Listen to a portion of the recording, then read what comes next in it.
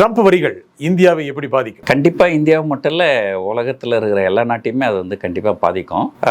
Trump பற்றி கொஞ்சம் ஒரு இன்ட்ரடக்ஷன் சொல்லிடுறேன் பாருங்கள். 2016 தான் முதல்ல அவர் எலெக்ஷனில் நின்னார்.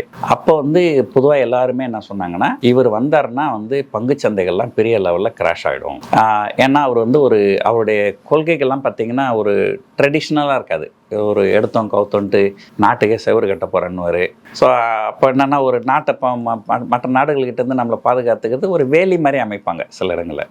நான் செவரியாக கட்ட போகிறேன் அப்படின்னா அப்போ அதுக்கு எவ்வளோ செலவாகும், அந்த மாதிரி நிறைய பிரச்சனைகள் இருக்குது. ஸோ உலகம் முழுக்க பங்குச்சந்தைகள் வந்து இறங்கும் அப்படின்னு எதிர்பார்த்தாங்க.